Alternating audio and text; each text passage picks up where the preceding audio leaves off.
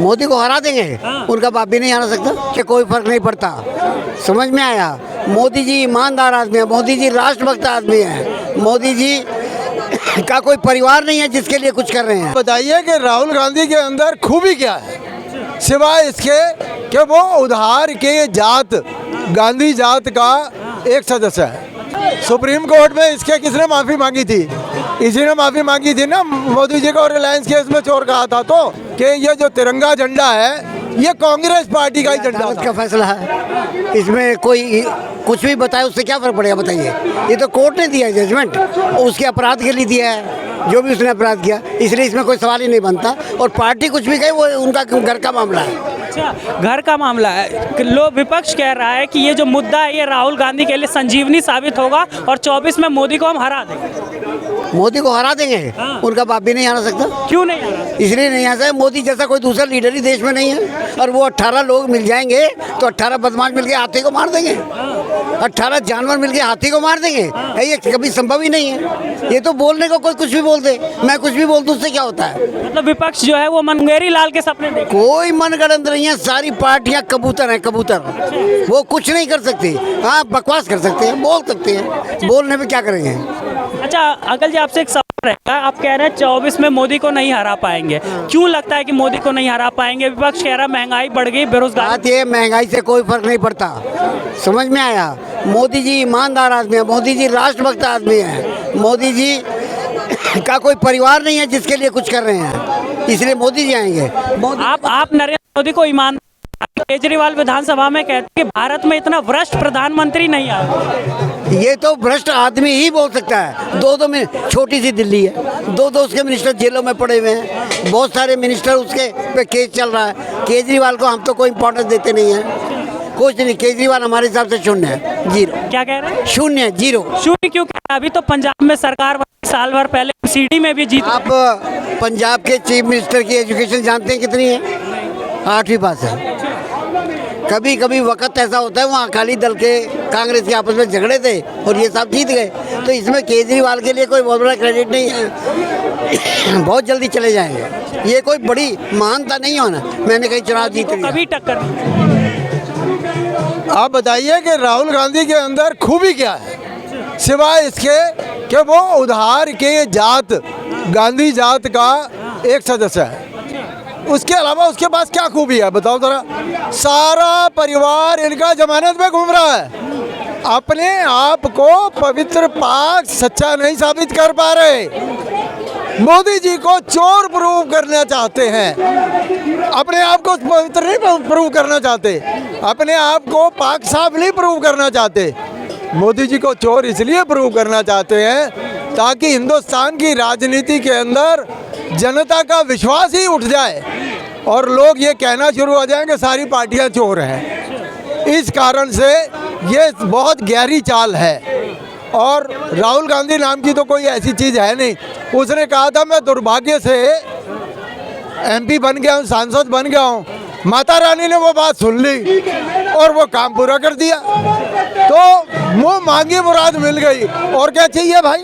विपक्ष कह रहा है कि ये जो पूरी साजिश है, जो सदस्यता छीनी गई है, ये नरेंद्र मोदी की साजिश है और अभी उनका बंगला अभी तेजी में खाली करवाया जा रहा है। जो MP नहीं रहेगा तो उसका बंगला क्यों रहेगा भाई? ये कौन सा कानून है?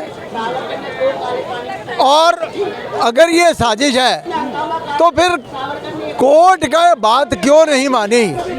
आ जाता, जाके माफी मांग लेता। 2 बार आगे मांग चुका, 1 बार और मांग लेता। वो तो कहते हैं मेरा नाम राहुल गांधी है, राहुल सावरकर नहीं, मैं माफी नहीं। सुप्रीम कोर्ट में इसके किसने माफी मांगी थी? इसी ने माफी मांगी थी ना, मोदी जी को रिलायंस केस में चोर कहा था तो लिखत में माफी 2 बार माफी मांग चुका है। और सावरकर के तो जूते की नोक के बराबर भी नहीं है ये। हाँ, सावरकर जो है वो इतना बड़ा देशभक्त था, उसका भाई इतना बड़ा देशभक्त था, उनकी तो जूते की नोक के बराबर भी ये दलाल परिवार नहीं है। ये परिवार अंग्रेजों का दलाल था। मोतीलाल ने आज तक जितने भी केस लड़े हैं वो अंग्रेजी सरकार के लड़े। किसी क्रांतिकारी का केस लड़ा हो तो बताओ। अच्छा, मोतीलाल को छोड़ो, नेहरू वकील था, गांधी वकील था, जिन्ना वकील था, अंबेडकर वकील था। एक भी देशभक्त का, क्रांतिकारी का इन्होंने केस लड़ाओ तो बताओ। ये अंग्रेजों के दलाल थे। ये छोटी छोटी बातों के सत्याग्रह करने की कोशिश करते थे। अरे नमक सत्याग्रह तो करना तुम्हें याद रहा। इस देश के जब टुकड़े हुए तो उस समय बिल्कुल मूक दर्शक बने रहे। उस समय सत्याग्रह का नाम नहीं याद आया इनको।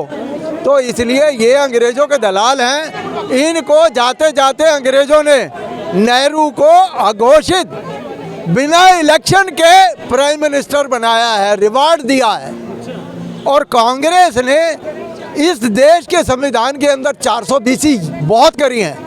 पहली बात तो ये कि ये जो तिरंगा झंडा है ये कांग्रेस पार्टी का ही झंडा था। लोगों को कंफ्यूज करने के लिए तिरंगे झंडे को राष्ट्रीय ध्वज बनाया गया। तो इसका मतलब ये है कि ये जो संविधान है इसको कौन मान रहा है? रिजर्वेशन संविधान में है क्या? किसने बनाया है? रिजर्वेशन की बात अपने स्वार्थ के लिए कांग्रेस ने उसमें समावेश करी थी, उसके अंदर लगाई थी। इसी तरह से सेकुलरिज्म शब्द इंदिरा गांधी ने डाला था। तो ये संविधान का सत्यानाश करने वाले यही हैं। आपको पता है 107 बार संविधान का अमेंडमेंट हो चुका है। अगर इतना बढ़िया संविधान होता तो इतने अमेंडमेंट क्यों होते? अच्छा, आपने अभी बात की कि सेकुलरिज्म शब्द जो है वो कांग्रेस ने जोड़ा है। अभी इन्हीं बातों पर ये कहा जा रहा है, कांग्रेस और तमाम विपक्षी दल कहते हैं कि मोदी जो है इस देश को तोड़ना चाहते हैं हिंदू और मुसलमान के नाम पर, और इस देश को हिंदू राष्ट्र बनाना चाहते हैं। ऐसा है, इस देश में पहले सिर्फ मुस्लिम होता था तो किसी को कोई तकलीफ नहीं थी। मनमोहन सिंह ने कहा था कि इस देश के रिसोर्सेज पे सबसे पहला हक मुसलमान का है। सिर्फ मुस्लिम होता था, उनके सारी फैसिलिटीज दी जाती थी, तो कोई किसी को फिक्र नहीं थी। आज हिंदू मुस्लिम जब होना शुरू हो गया है तो तिलमिला रहे हैं। तो ये आंधी जो है ये रुकने वाली नहीं है। और हिंदू जो है वो जागरूक होता जा रहा है और अपने अधिकारों को और उनके ऊपर जो आघात होते जा रहे थे आज तक जो हुए हैं उनको वो समझ रहा है। और पढ़ा लिखा हिंदू जो है वो भी इस बात को समझ रहा है और हिंदू राष्ट्र की ओर देश बढ़ता जा रहा है।